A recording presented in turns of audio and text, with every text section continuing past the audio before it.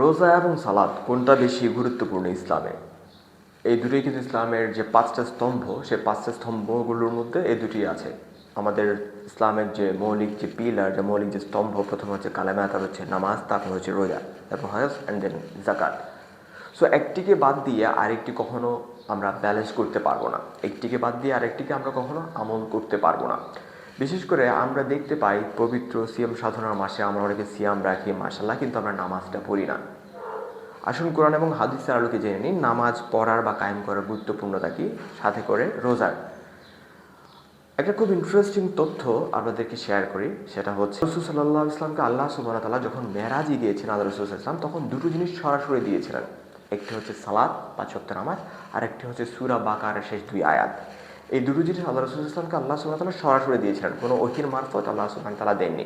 অন্তরে রোজা নিয়ে জিবরাইল ইসলামের থ্রুতে যে ওহী আল্লাহ সুবহানাহু ওয়া তাআলা আল্লাহ রাসূলকে দিয়েছিলেন, সেটা হচ্ছে সূরা আল বাকারার ১৮৩ নম্বর আয়াত, যেখানে আল্লাহ সুবহানাহু ওয়া তাআলা বলছেন, হে রাসূল, আপনাদের উপর রোজা ফরজ করা হয়েছে যেমনিভাবে আপনাদের পূর্ববর্তী নবী রাসূল এবং মধ্যের উপর রোজাটা ফরজ করা হয়েছিল। সো রোজা এবং নামাজ এই দুটোকেই আমাদের ব্যালেন্স করে চলতে হবে। ডেফিনেটলি আমরা আসলে যখন রোজা রাখি, অনেকে নামাজ পড়ি না, অবহেলা করি নামাজকে নিয়ে, সেটা করা যাবে না।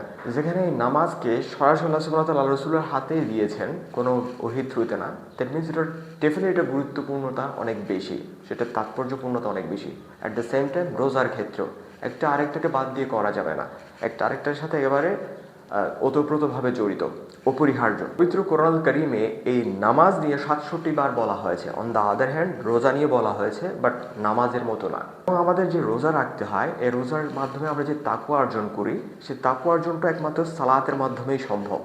আপনি সালাত ছাড়া আপনি তাকওয়া কোনোভাবেই অর্জন করতে পারবেন না।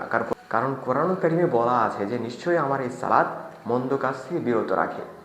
সো তাকওয়া অর্জন যদি আমরা করতে চাই, আমরা যদি রোজাকে ব্যালেন্স করে চলতে চাই, রোজা এবং নামাজকে ব্যালেন্স করে রাখতে চাই, চলতে চাই, আমল করতে চাই, রোজা নামাজ দুটোই আমাদের সাথে করে এগিয়ে যেতে হবে। সো কেমন লেগেছে আজকের এই ভিডিও? কমেন্ট সেকশনে কমেন্ট করে যান। লাইক, সাবস্ক্রাইব, শেয়ার করে আমার সাথেই থাকুন। Stay tuned for more.